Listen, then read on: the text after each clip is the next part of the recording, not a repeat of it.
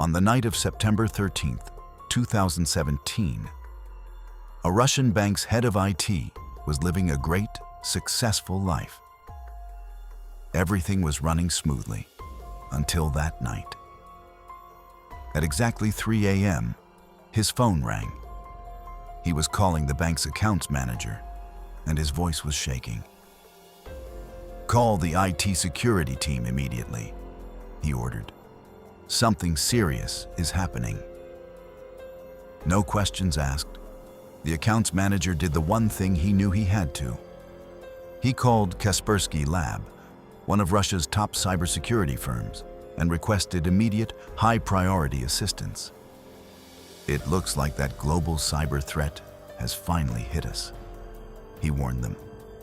Within just 15 minutes, a Kaspersky expert arrived at the bank. He and the frantic IT manager sat down in front of the main server, and what they saw was truly terrifying. Someone had hijacked the domain controller. Now, if you're not familiar with that term, think of it this way. The domain controller is the brain of the bank's entire computer network. Whoever controls it controls everything, every computer, every system, every single file in the building. As they stared at the screen, they watched helplessly as the hacker live transferred sensitive data right to China. No clear motive, no warning, just cold, calculated, live-action theft. The expert from Kaspersky was stunned, not just by the sheer scale of the breach, but by how utterly powerless he felt to stop it. Still, he started scanning for malware, hoping to at least limit the damage. Then, by sheer luck, he stumbled across a remote access tool. This was the program that allowed the hacker to spy on and control the bank's computers from thousands of miles away. That's when a chilling thought hit him. Wait, what if the hacker is watching us right now? On a hunch, he opened a simple Word document and typed a single word in Russian. "Hello." At first, nothing. Minutes passed. Silence, stillness. Then, suddenly, the mouse pointer began to move on its own. A message appeared on the screen. "You won't catch us," the hacker typed in Russian. The Kaspersky expert didn't flinch. He responded calmly but firmly, "Oh, we will." The hacker answered again, "No, my dear, you won't." What started as a massive cyber attack had instantly become a psychological war between elite, hidden hackers and a shaken but determined security team. And this incredible moment was only the beginning of what would become one of the most dangerous and sprawling cyber attacks in modern history. This is the story of an enormous hack that played out across the globe. Normally, cyber heists are lightning strikes. A single clean blow, one theft, and it's over. This one was different. It lasted 2 years and siphoned funds from 30 countries. The tale is tangled with strange twists and hidden layers, so much so that every single name and every detail I'm allowed to share here has been fictionalized. Frankly, if the full terrifying mechanics of this theft were widely known, they could trigger an international economic crisis. This revelation deepens the stakes. What began as a single midnight alarm is part of something far larger and far more dangerous. So, who were these people? Who was Carbonac? They weren't a band of petty thieves grabbing a few credit card numbers or running a quick phishing scam. These were the geniuses of the digital underworld, a fully organized criminal enterprise that operated like a multinational corporation. Imagine this: a team split into specialized units. One unit focused entirely on breaching networks. Another handled surveillance and maintaining persistent access. A third, their sole job was to extract and move the money. It was an end-to-end operation. They even had people on the ground, operatives who collected cash directly from ATMs. And trust me, when you learn how they pulled off those ATM cash-outs, you'll be stunned by the sheer ingenuity. They operated in total silence. First, deep reconnaissance, collecting every detail, and only moving when every single risk had been accounted for. And after stealing the money, they laundered it with such sophistication that the traces practically vanished. Even the top cybersecurity investigators struggled.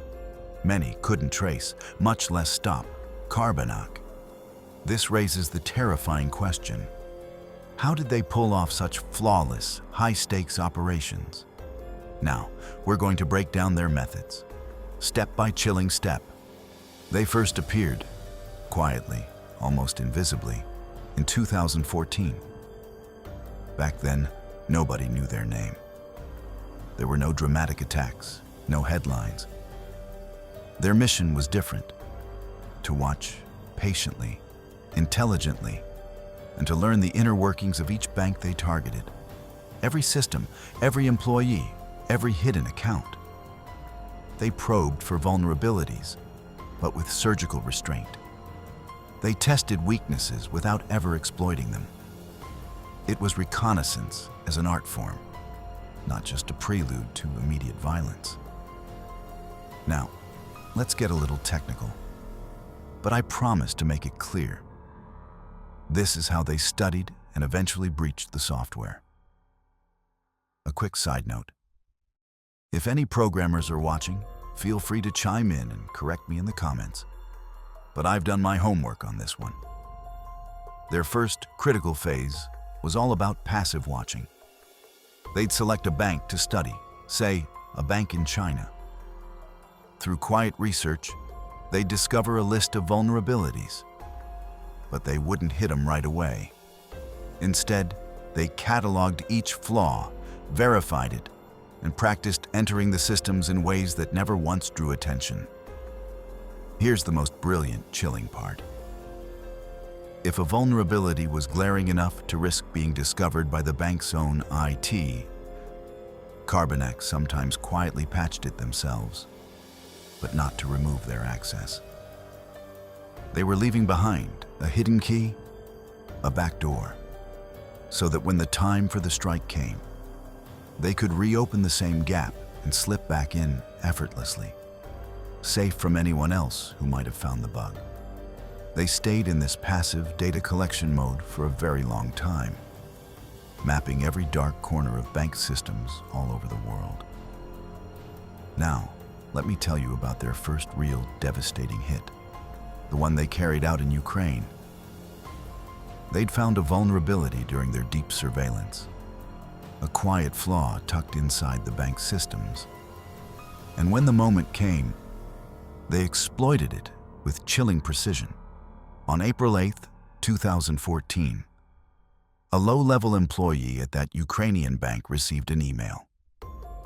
It looked perfectly normal. Sender, subject line, tone. It all matched the bank's internal style so closely that it seemed unquestionably legitimate. The message included a standard attached Word document. When the employee opened it, he saw nothing but an ordinary file on the surface. But the document was a trap. Hidden deep inside was malicious code, exploiting an old Microsoft Word vulnerability. The moment the file opened, the payload executed, and a backdoor was planted deep inside that employee's machine. From that single infected workstation, the attackers could now watch everything: screen activity, keystrokes, passwords. Any detail the user typed was captured and relayed back to them. To the bank employee, there was no sign anything was wrong. But to Carbanak, that one compromised PC became a portal, their critical foothold. From that single entry point, they moved laterally, quietly and methodically, infiltrating servers and systems across the bank until they had full, total control. From a remote hideout, the hackers observed day-to-day operations as if they were literally sitting in the branch.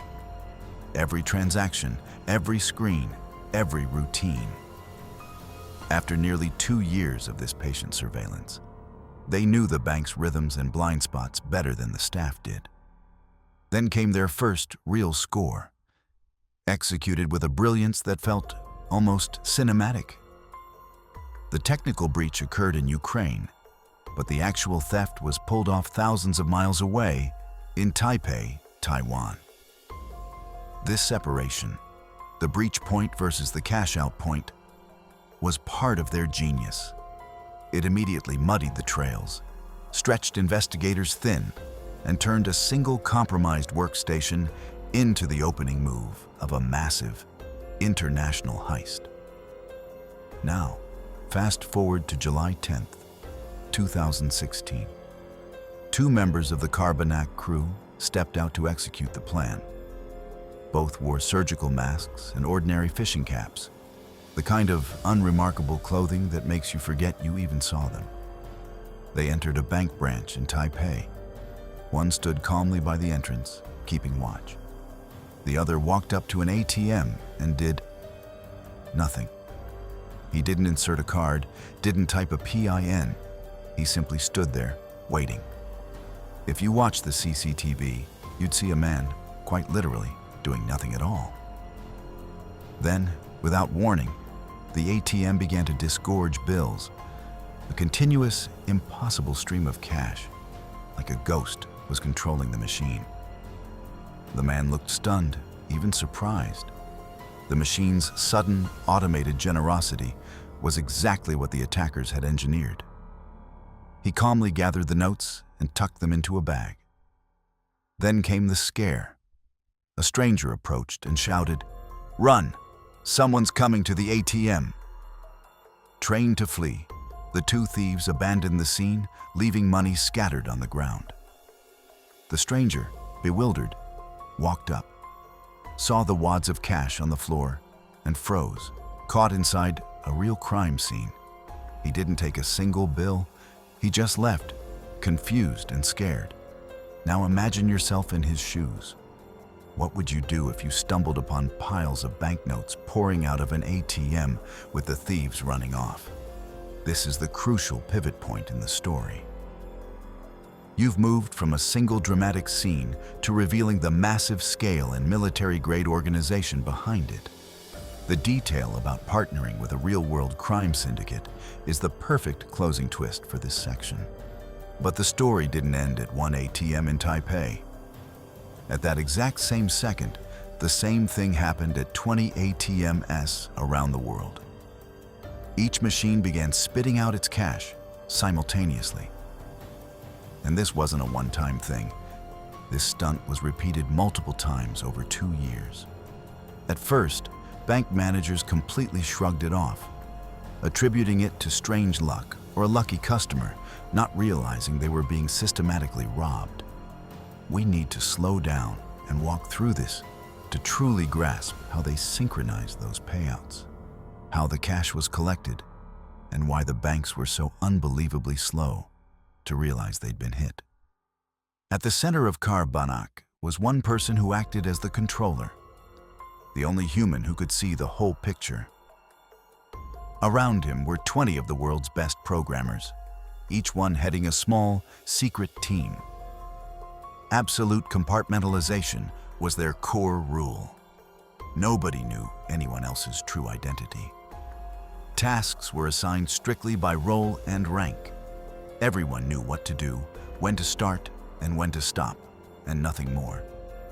The boss even built a dedicated digital dashboard that displayed the entire operation. If you logged into your workstation, you'd only see your tasks and status updates. You'd never need to know what every other team was doing. This ensured the operation ran flawlessly while keeping the participants blind to the full picture, protecting the central command. Here's a look at how those specialized teams were organized. Team 1, Reconnaissance, the Scouts. They mapped systems and discovered vulnerabilities without triggering a single alarm. Team 2, Penetration. Their job was controlled break-ins and rehearsals, confirming which flaws could be used in a live attack. Team 3, Monitoring. the silent overseers. They watched the recon and penetration teams for any sign of detection or unexpected behavior. Team 4, data extraction and forensics. Once inside, this group harvested everything: encryption keys, account numbers, client names, the full internal picture. Team 5, analysis, the intelligence wing. They took the raw data and analyzed it like a professional intelligence agency, mapping flows, identifying the optimal targets, and creating actionable theft plans. Team 6, planning and execution. With the intelligence locked down, this team designed the full heist: when to convert account balances into withdrawals, how to move funds from the digital ledger to physical cash, and how and when the on-the-ground collectors would be deployed. Everything was perfectly choreographed. Reconnaissance fed exploitation, exploitation fed monitoring and extraction, extraction fed analysis, and analysis fed an execution plan that turned stolen digital assets into cash in hand. That tight, industrial workflow is how a single compromised workstation could bloom into a bank-wide invasion, and how those simultaneous ATM payouts happened across continents. But here is where Carbonac unveiled one of their most brutal strokes of genius. They didn't steal alone, and not all of them were hackers. Some of the operation happened on the ground, with real people who actually emptied those ATMs. This required a seamless partnership between brilliant programmers hunched behind screens and hardened, real-world criminals. The Carbonac boss cut a deal with a massive Russian organized crime syndicate whose members were already spread across the globe. The agreement was terrifyingly simple. We break into the virtual world and take the money there. You collect the cash in the real world, and we split the haul.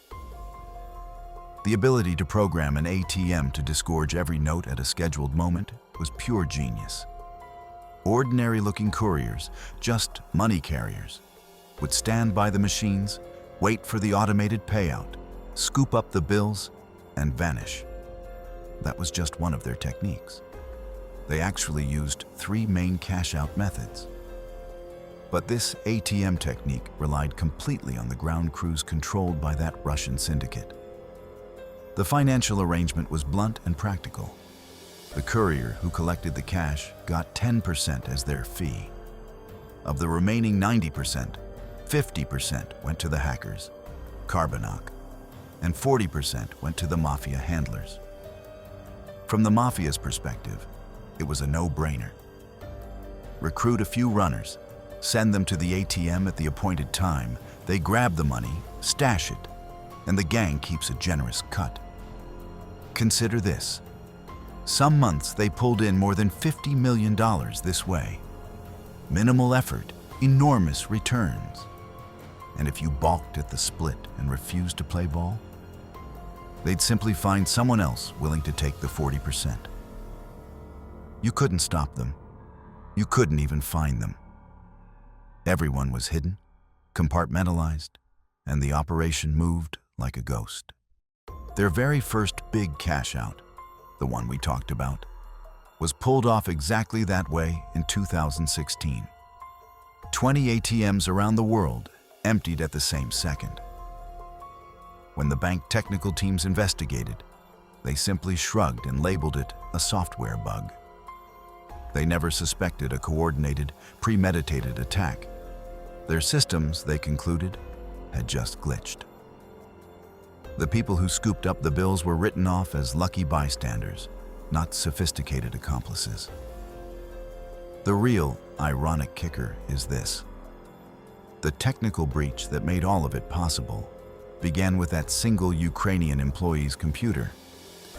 But the actual thefts didn't occur until 2 years after his machine was compromised. After the heist, when security analysts finally examined the evidence, the official story the banks told themselves was, it was just a programming error. Sometimes, the truth hides behind the simplest excuses. and that collective denial bought the attackers more time than you can imagine. The bank manager called a staff meeting, and among the employees sat our unwitting accomplice, the same man whose single workstation had quietly become the gateway to disaster. The manager, furious, announced what he thought was the obvious cause. This happened because you didn't update your Windows. Everybody, update your systems. The manager, in trying to make a point about lax security, singled out the very person who, unbeknownst to everyone, was the root of a global attack. At first, the whole thing looked almost comically simple, but the laugh didn't last. As investigators replayed the bank's CCTV footage, the picture changed from farce to felony. They saw the two men at the ATM, one watching the door, the other waiting patiently with a bag ready. When a passerby shouted, the pair calmly abandoned roughly $60,000 strewn on the floor and slipped away. That moment was when the digital war turned undeniably real. You need to know the true scale of what we're talking about. Over 2 years, the Carbonac gang hit 100 banks in 30 countries. Most attacks were concentrated in Russia and China, but the United States, Europe, and other nations were also affected. The total stolen exceeded $1 billion. The operation remains extremely sensitive. Most specifics are still sealed. The victim banks' names, the investigators involved, and the precise mechanics of every theft were not publicly disclosed. We only know what the top minds in cybersecurity were willing to share. What we do know is this. After that first global cash-out in 2016, the banks finally began cooperating closely with Kaspersky Lab to track the group. Kaspersky mobilized its global resources. But the true confrontation had already started earlier. In that eerie scene I described at the very beginning of this story, when the expert typed "hello" and the hacker taunted back, "You won't catch us." That digital exchange was the first face-off between cyber defenders and the attackers. The investigators learned something chilling about that original, compromised workstation. It wasn't just leaking data. It was, at times, issuing commands, routing instructions from Russia to ATMs in China so the machines would spray out cash on cue. The bank director and the Kaspersky expert watched this happen in real time. For hours, they were powerless. Eventually, after relentless work, the specialist located and removed the malicious file. But it was already too late for some withdrawals. The machines had emptied. Kaspersky informed the banks bluntly they would need months of analysis to fully reconstruct the method. This was no simple glitch. The hackers were stealing using 3 distinct methods, each one smarter than the last, and understanding them would take time. The real question now was not whether the attack happened, but how to stop it and who, if anyone, could ever be held accountable.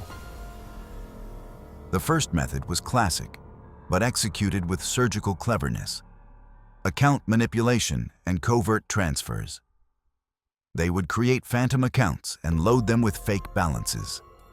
Then, using the bank's own internal systems, they'd move that fake value into accounts they controlled. To anyone looking at the surface ledger, nothing seemed missing. One account showed a $10,000 balance, and at the same time, another account displayed a $10,000 deposit. The trick was pure timing and bookkeeping. Their genius was in pre-staging balances. For example, they'd credit a victim account with $10,000 hours before the theft window, so the bank's overall totals looked unchanged. 9 hours later, within the window before the bank's reconciliation checks, they'd empty the phantom account into their crook's account, and then zero out the original entry. Because banks typically run audits on fixed cycles, these phantom transfers slipped through unnoticed. Using this method, they siphoned over $300 million from banks around the world. The second method, as I've mentioned before, was the direct control of ATMs. And that's where things got even more dramatic.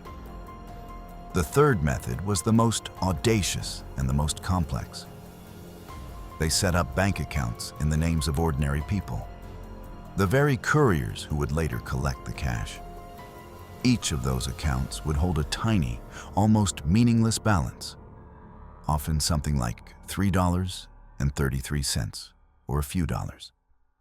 Then, through a sleight of digital hand that remains intentionally opaque to this day, they would flip the records so that the $3.33 suddenly became $1 million. In an instant, the courier's account showed a fortune, and ordinary cash runners became millionaires on paper. With that trick, they instantly converted millions into cash. The exact mechanics of how they altered the bank's ledgers are still not publicly disclosed. The method was so dangerous that investigators and cybersecurity firms have kept critical details secret. Revealing them could cause global catastrophe. The brutal irony is this: the gang's single tactical mistake helped blow open their most destructive trick. When these frauds produced real people with real account balances, ordinary account holders receiving notices that $1 million has been deposited to your account. Some of those people immediately tried to withdraw the money. That physical movement of cash drew massive attention. It was the first time the attackers' paper mill scheme showed up in the real world. And that exposure led investigators directly to the inner workings of their third, most dangerous method. That tactical mistake, the cash runners collecting real money, was when Kaspersky's analysts finally began to fully understand the attackers' playbook. Europol, major European banks, and national law enforcement agencies all joined the hunt. Step by step, they traced activity and seized some of the attackers' servers. But the hackers didn't stand still. They simply upgraded their tradecraft toward even more sophisticated, professional methods. Kaspersky's experts reached a sobering conclusion. This group was not one you could easily out-hack. Technically, they were beyond many defenders' reach. To catch them, the investigators realized, would require old-fashioned police work as much as cyber expertise. That's when Taiwanese police stepped in. Imagine squads of officers patrolling Taipei on foot, while more than 500 detectives combed every single camera angle. They reviewed hours of footage, from airports to hotels where the suspects had stayed. The investigation eventually traced 20 people tied to the Russian ground gang. Most were Russian, the rest from Eastern Europe. When the net closed, 17 fled Taiwan, but 3 remained, and they had cash on them. Their faces were splashed across every news channel, so they had to move the money fast and disappear. Swim to China, ship it out in cargo containers, any route. One of them hid 2 duffel bags stuffed with cash in a local park, Dongzhou Park, and tried to lie low in Yang County. Police caught him and recovered the bags, but oddly, they only found 1. An old man had stumbled on the other bag and reportedly walked off with it, saying it was a gift from God. The police did eventually recover that one too. Another thief stashed money in a locker at the main train station. Shortly afterward, 2 Eastern Europeans flew into Taiwan, went straight to the station, collected the luggage, and checked into a hotel. Police trailed them, and when they searched the room, they found $1.5 million in cash. Through these incredible efforts, Taiwanese authorities managed to recover about 90% of the money stolen from banks in their country. The 3 men arrested were sentenced to more than 4 years each. But here's the shock. These men were just pawns, expendable pieces on a chessboard. On one seized phone, investigators found photographs showing vast sums of money in multiple currencies. Photos that had been emailed to a single address. That discovery electrified the entire case. From that moment, cybersecurity firms, Europol, the FBI, and countless national law enforcement agencies began coordinating a massive global investigation. The hunt had just gone international. The real shock came when investigators traced that email, the one receiving the photos of cash, back to the mastermind himself. His name was Denis, a Ukrainian hacker who, according to the files, ran the entire network. Denis lived a glittering life in Spain, a luxury home, a wife, a small child. Yet behind the scenes, he was a programming genius. At the time, he controlled roughly 15,000 bitcoins, worth about $162 million back then. And today, that value would be approaching well over $1 billion. What makes the story even stranger is that those bitcoins weren't laundered through shady wallets. They were sitting in accounts that, on paper, looked clean. So why would a man with such wealth risk everything for illegal theft? The answer was simple and chilling. For Denis, it wasn't only about the money. It was about pride, a personal proof that he could breach any digital fortress, topple any security, and design a heist that spanned the globe. From one email address to a single mastermind, the global hunt finally had a face. Denis was clever enough to know that not everything could be bought with Bitcoin. Cars, real estate, everyday luxuries, those require cold, usable cash. That's precisely why he targeted banks, to quietly convert his digital wealth into tangible, physical money out of sight. But that very move proved to be his fatal mistake. Kaspersky had a hunch about roughly 30 suspects, but Denis stood out as the strangest, most enigmatic of the bunch. Investigators began following every financial thread he touched. Each transaction was a new lead, a new breadcrumb. Bit by bit, the picture sharpened. Denis was the joker, the kingpin of Carbonok. In early 2018, the police finally raided his home. The knockout blow? His computer was unlocked and password-free. Investigators gained access to everything. Although the gang's members used fake names and aliases, Denis's role as mastermind was instantly exposed. Authorities seized 2 BMWs from his garage, $500,000 worth of jewelry, and of course, a stash of Bitcoin. Still, the largest portion of the more than $1 billion stolen remains missing to this day. A year into the confidential investigation, Interpol arrested 3 more Ukrainians connected to Denis's network. But the core of Denis's operation, the 30 or more programmers and hackers who made the entire scheme possible, remains largely in the shadows. No one knows their real identities. Some sources allege Denis and his crew were part of a Russian cyber force, acting with support to sow chaos in Western societies. There's no public, conclusive evidence to prove that claim. What matters for you and me is simpler and immediate. Don't click unknown links, and never log into a site you don't absolutely trust. People like Denis are everywhere now. Even the person who sent you a link might have been tricked into forwarding it. Stay cautious. If you've made it to the end of this story, thank you for watching. Don't forget to subscribe, like, and share this video with friends who love great stories. And of course, let me know your thoughts in the comments below. I always enjoy reading them.